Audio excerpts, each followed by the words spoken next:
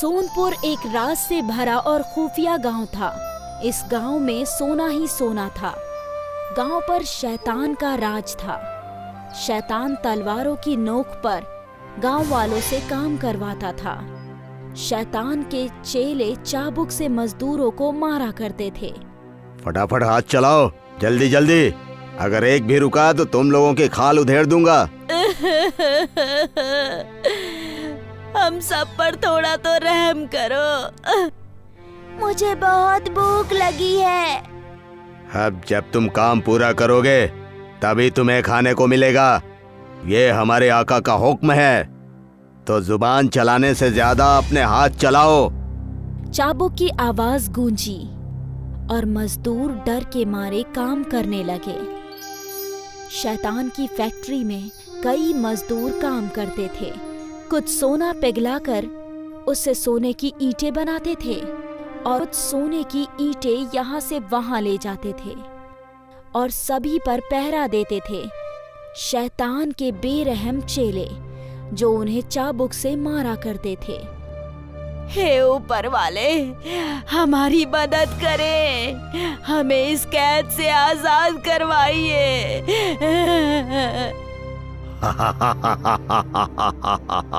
यहाँ अब कोई नहीं आएगा, कोई भी नहीं। यहाँ सिर्फ मेरी हुकूमत है, मेरी। तुम्हारी आवाज कोई सुनने वाला नहीं है बुढ़िया। हे महाबली हनुमान, इस शैतान को इसके किए की सजा दीजिए, रहम कीजिए हनुमान। बूढ़ी औरत की चीख हनुमान जी के कानों तक पहुंची। मेरे भक्त मुसीबत में हैं, मुझे उनकी हिफाजत करनी ही होगी। हनुमान जी ने एक युवक का हुलिया बना लिया और उड़ते हुए सोनपुर आ पहुँचे। वो मजदूरों के बीच शामिल हो गए। शैतान का एक चेला बूढ़ी औरत पर चाबुक चलाने ही वाला था कि हनुमान जी ने उसका चाबुक रोक दिया। अरे अरे, रुक जाओ रुक जाओ, बूढ़ी अम्मा को क्यों मार रहे हो? उनकी उम्र देखकर तुम्हें रहम नहीं आता क्या? अरे हम शैतान के शागिर्द हैं, हमें किसी पर रहम नहीं आता, ना इस बूढ़ी औरत पर और ना ही तुम पर। शैतान के चेले ने हनुमान जी पर चाबुक बरसाना शुरू किया। हनुमान जी हंसते हंसते चाबुक का दर्द सहने लगे। अरे रे, रुक जाओ, जान लोगे क्या उस बच्चे की? रुक जाओ, शैतान कहीं के। अरे खामोशी से अपना काम करो। हाँ, सब काम कर रहे हैं, तुम उसे मत मारो। ठीक है ठीक है। शैतान का चेला वहाँ से चला गया और सारे मजदूर काम करने लगे। वो ज़ईफा खातून युवक के पास गई। बेटा, बहुत दर्द हो रहा होगा, उस जालिम ने कितना मारा है तुम्हें, शैतान कहीं का। कोई बात नहीं अम्मा, कम से कम आप बच तो गई। शुक्रिया बेटा, तुमने मेरी जान बचाई। ऊपर वाला तुझे हमेशा खुश रखे। एक तू है और एक मेरा बेटा। खैर छोड़, काम कर। ज़ईफा खातून सोने की ईंटें उठाने लगी। हनुमान जी भी उसी के साथ जुड़ गए। अम्मा, आप यहाँ कैसे पहुँची? अब क्या बताऊं, मैं ज़ईफ हो गई थी, अपने बेटे और बहू पर बोझ बन गई थी, तो उन दोनों ने मुझे घर से निकाल दिया। कई रोज तक मैं गांव-गांव भटकती रही और फिर रात के अंधेरे में शैतान के चेले मुझे यहाँ ले आए। अरे जनाब, मेरे साथ भी यही हुआ था। रात के अंधेरे में मैं घर के आंगन में सोया था और इन लोगों ने मुझे अगवा कर लिया। तो ये माजरा है। हनुमान जी ने पूरा दिन मजदूरों के साथ काम किया और रात को वो उनके बीच ही सो गए। पर जैसे ही उन्हें आहट सुनाई दी, वो उसी जानिब चल पड़े। उन्होंने देखा कि सारे शैतान के चेले एक साथ बैठे थे। अरे तू यहाँ क्या कर रहा है? लगता है कि यहाँ पर मरने आया है।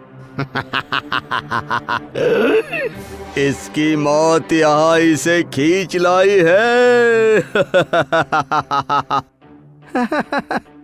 अब किसकी मौत होगी ये तो प्रभु श्री राम ही बता सकते हैं। अरे इस राम भक्त की हड्डियां तोड़ दो तुम लोग। शैतान के 2 चेले लड़के की ओर बढ़ते हैं। लड़का हवा में बढ़ते हुए शैतान के चेलों पर हमला कर देता है। हाँ, ये कैसा करिश्मा है?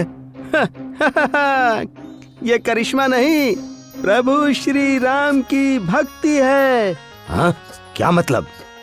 लड़का हनुमान जी में बदल जाते हैं और हनुमान जी अपने बड़े से गदे से शैतान के चेलों को पीटने लगते हैं। बहुत अत्याचार किया तुम लोगों ने, तुम्हारे किए की सजा तो तुम्हें मिलेगी ही। अरे ये सब हमने अपने आका के आदेश पर किया है, हमें छोड़ दो, हमें माफ कर दो। इस गुनाह के लिए ना तो तुम्हें माफी मिलेगी और ना ही तुम्हारे आका को। हनुमान जी ने अपने गदे से कई चेलों के सिर पर मारा और वो सब जमीन में धंस गए। तुम्हारे लिए यही सजा है, कीड़े मकोड़े तुम्हें काट काट कर खा लेंगे।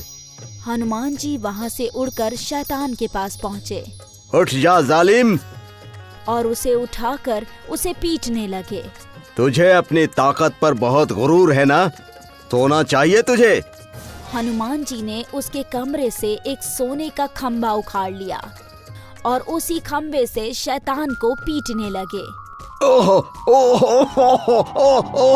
ओह मर गया। ओह नहीं नहीं नहीं, मुझे छोड़ दो, मुझे कुछ नहीं चाहिए। तूने इतने सारे मासूमों की जिंदगी खराब की, तुझे कैसे छोड़ सकता हूँ? हनुमान जी ने शैतान के सिर पर मारकर उसे भी जमीन में धंसा दिया। शैतान माफी मांगने लगा पर उन्होंने उसे माफ नहीं किया। फिर हनुमान जी मजदूरों के पास लौटे। सारे मजदूर सो रहे थे। हनुमान जी ने सभी को उठाया और बादलों में उड़ने लगे। हनुमान जी ने हर गरीब मजदूर को उसके घर छोड़ा, सिवाय उस ज़ईफ खातून के। उस ज़ईफ खातून को हनुमान जी ने एक आश्रम के आंगन में छोड़ा और वहाँ से रवाना हो गए। सुबह जब ज़ईफ अम्मा की नींद खुली तो वो हैरान थी, मैं यहाँ कैसे पहुँची? महाबली हनुमान जी की मेहरबानी से इस आश्रम में सब कुछ उन्हीं की मर्जी से होता है। जय हनुमान। हनुमान जी ने अपने भक्त की भी रक्षा की और सारे मजलूमों को भी उनके घर पहुंचा दिया। शैतान और उसके चेले अभी भी जमीन में धंसे पड़े हैं। लगता नहीं कि वो कभी जमीन से बाहर निकल पाएंगे। हनुमान जी ने सब कुछ ठीक कर दिया और सभी की खुशी देखकर हनुमान जी खुद भी मुस्कुराए। जय श्री राम। ये कहानी है उत्तराखंड के बिल्लू की। बिल्लू अपनी पत्नी रूपा के साथ शहर में छोटे कमरे में रहता था। वैसे तो बिल्लू बर्तन की दुकान पर काम किया करता था और बिल्लू की पत्नी रूपा ब्यूटी पार्लर में काम करके अपना घर चलाया करती थी। एक दिन बिल्लू पर उनके साथीदारों ने बर्तन की चोरी का इल्जाम लगा दिया। बिल्लू बेकसूर था, फिर भी उसकी बात किसी ने नहीं सुनी। बिल्लू, तुम पर तुम्हारे साथियों ने आरोप लगाया है कि तुम हमारे दुकान से बर्तन चोरी करके बाहर बेचते हो। मैंने कोई चोरी नहीं की है, ये सब मुझ पर झूठा इल्जाम लगा रहे हैं। मालकिन, मैंने देखा था रात को बिल्लू सारे बर्तन लेकर एक गाड़ी में डाल रहा था। अब मुझे कुछ नहीं सुनना, तुम्हें नौकरी से तुरंत बेदखल किया जाता है। ये तो हमारे रहमदिल होने की वजह से तुम पर मुकदमा नहीं कर रही हूँ। उस वक्त बिल्लू की बात किसी ने नहीं सुनी और बिल्लू वहाँ से गुमसुम होकर अपने घर चला गया और घर जाके सारी बातें रूपा से कहीं। लेकिन उन्होंने आपको नौकरी से क्यों निकाला? आप तो उनके यहाँ सालों से काम कर रहे हैं। मेरे ईमानदार और सरल होने की वजह से मेरे साथ काम करने वाले सभी मुझसे जलते थे। वो अपने मन की मनमानी नहीं कर सकते थे। अब हमें हमारे उत्तराखंड गांव जाना होगा, वहीं जाकर कुछ हल मिल पाएगा। तुमने ठीक कहा, वहाँ चलकर हम छोटी मोटी कोई चीज शुरू कर देंगे और वहीं अपना गुजारा किया करेंगे। बिल्लू और रूपा दोनों ही उत्तराखंड के छोटे से गांव में चले गए, जहां तो कोई भी उनका घर का ठिकाना था, ना ही कोई कारोबार का। गांव जाते उन्होंने सबसे पहले गांव में सबसे पवित्र मंदिर में गए और उन्होंने दर्शन किए। बचपन में इस मंदिर में अपने माँ के साथ आया करता था, तब से ये मंदिर वैसा का वैसा पवित्र ही है। लोगों का मानना है कि यहाँ पे जो भी इच्छा मांगो पूरी हो जाती है। ये तो बहुत अच्छी बात है, मालिक करे हमारे सारे दुख खत्म हो जाएं। बिल्लू और रूपा मंदिर में प्रार्थना करके बाहर जा ही रहे थे कि बिल्लू की नजर एक कोने में पड़े एक शीशे पर पड़ी, जो हल्की सी रात में चमक रही थी। वो देखो, मंदिर के उस कोने में एक शीशा पड़ा है और वो चमक भी रहा है। ना तो हमारे पास घर है, ना ही कोई जगह, हम उसका करेंगे भी क्या? हमें यहाँ से चलना चाहिए। रुको, हमें वहाँ चलकर देखना चाहिए। मंदिर में श्रृंगार का क्या काम? उस शीशे को हम बाहर रखवा देते हैं। बिल्लू जैसे ही उस शीशे को उठाकर मंदिर के बाहर लेके जाता है, वहाँ एक जोर से बिजली आती है और उस शीशे से टकराती है और बिल्लू के हाथ से वो शीशा छूट जाता है। उस बिजली की आवाज से बिल्लू और रूपा दोनों बहुत डर जाते हैं। रूपा, ये क्या हो रहा है? रूपा, हमें यहाँ से चलना चाहिए, हमारी जान को खतरा भी हो सकता है। जल्दी चलिए, रोशनी और ना आ जाए। बिल्लू और रूपा मंदिर के बाहर जाने ही वाले थे कि शीशा और चमकने लगा और देखते ही देखते उसके अंदर से एक बुजुर्ग औरत बाहर आ गई। हे मालिक, ये मैं क्या देख रही हूँ? शीशे के अंदर से कोई कैसे आ सकता है? तुम दोनों घबराओ नहीं, मैं तुम्हें कोई तकलीफ नहीं पहुँचाऊंगी। मैं इस शीशे में मंदिर के श्राप की वजह से कैद थी। इस शीशे से मुझे पूरे 20 साल बाद आजादी मिली है। लेकिन ये कैसा मजाक है? शीशे के अंदर कोई कैसे कैद हो सकता है?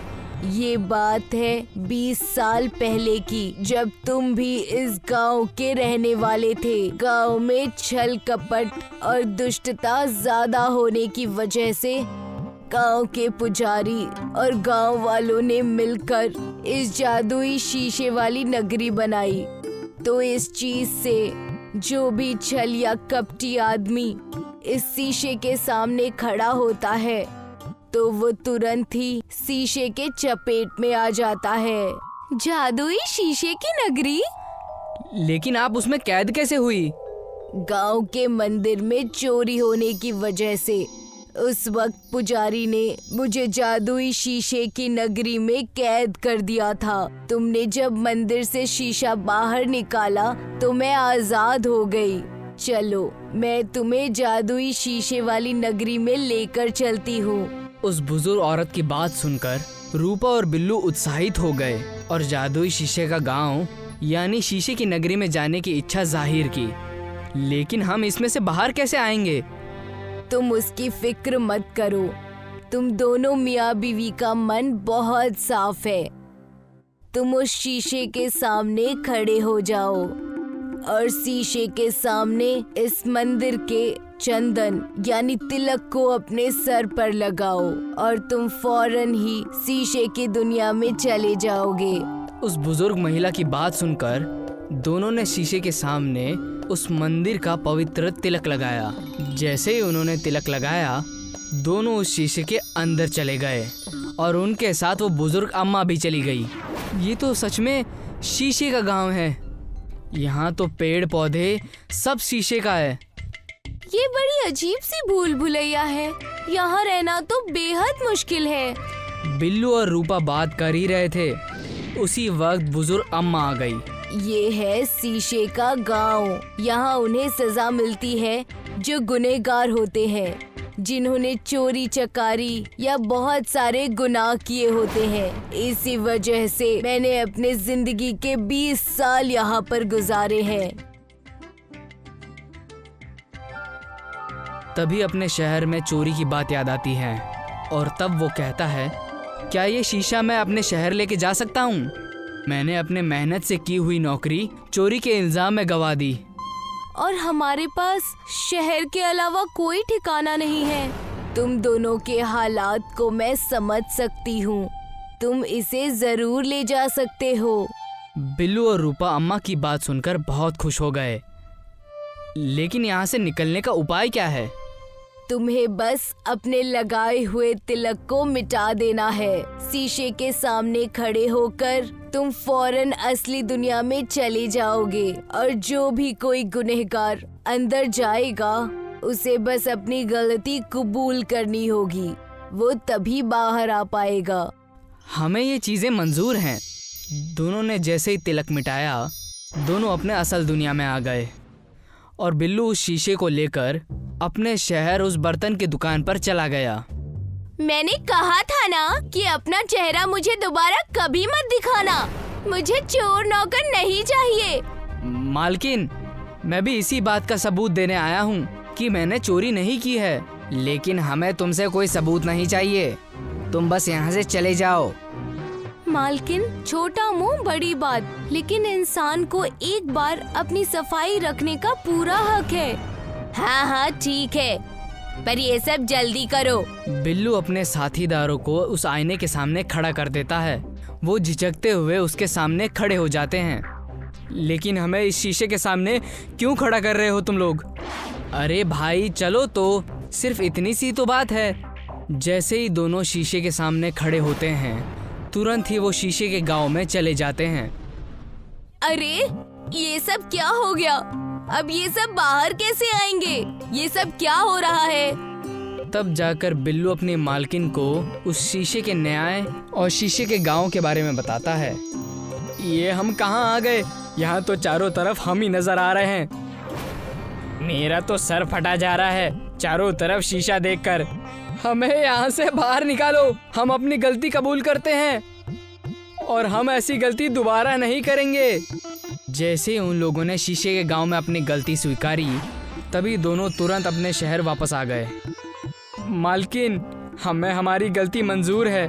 हमने ही वो बर्तन चुराकर बिल्लू पर इल्जाम लगाया था। उस शीशे की गांव की सजा हमारे लिए काफ़ी है। इन दोनों के बहकावे में आकर मैंने बहुत बड़ी गलती कर दी। मुझे माफ कर दो बिल्लू। तुम कल से काम पर फिर से आ सकते हो। और तुम दोनों आइंदा मुझे इस दुकान के आसपास दिखाई मत देना। इसी तरह बिल्लू को शीशे और शीशे के गांव ने इंसाफ दिलाया। बिल्लू उस शीशे को लोगों के इंसाफ के लिए रखने लगा और बर्तन की दुकान पर काम करने लगा। दोनों पति पत्नी हंसी खुशी रहने लगे। कर्नाटका के एक गांव कुरांगनी में कुछ आदिवासी रहा करते थे, जो हमेशा अपने पितृदेव यानी कि अपने कुल देवता का ख्याल रखते थे। उनका मन था कि कुल देवता की इबादत करने से ही उनकी जिंदगी बहुत ही अच्छी और बहुत सुकून से गुजरेगी। उनके घर भी हवा में झूलते हुए बने थे।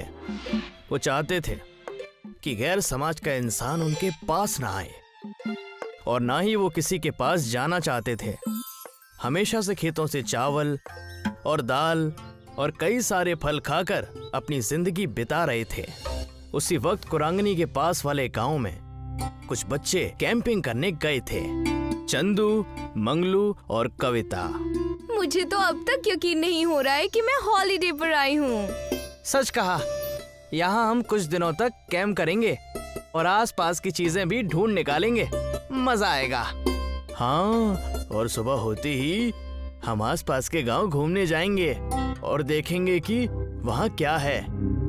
कुरांगनी गांव के पास के कैंपिंग स्पॉट पर तीनों दोस्त आराम करने लगते हैं। सुबह होते ही उन्होंने तय किया कि सारे घूमने जाएंगे कुरांगनी की तरफ। कुरांगनी के पास जाते ही कविता ने झूलता हुआ घर देखा और कहा, अरे वाह, ये देखो झूलता हुआ घर। लगता है यहाँ के लोगों को झूला झूलने का बेहद शौक है, इसलिए ऊपर वहाँ पेड़ पर ही घर बना लिया है। कितनी गजब की खूबसूरती। पूरा गांव हरा भरा है, ताजी हवा, खूबसूरती, ये सब देखकर तो मैं बहुत खुश हो रहा हूँ। ना जाने आगे जा जाकर क्या मिलेगा, लेकिन पता नहीं मुझे खौफ क्यों लग रहा है। ऐसा लग रहा है कि कुछ गलत होने वाला है हमारे साथ। ओफो, तुम तो हमेशा नेगेटिव बातें करते रहते हो। अब चुप भी करो और यहाँ का नजारा देखो। कुरांगनी गांव के आदिवासियों ने उन्हें घेर लिया, जो दिखने में डरावने और खूंखार लग रहे थे। उन्हें देखते ही तीनों दोस्तों की सिट्टी बिट्टी गुल हो गई। कौन है आप लोग और हमसे क्या चाहते हैं?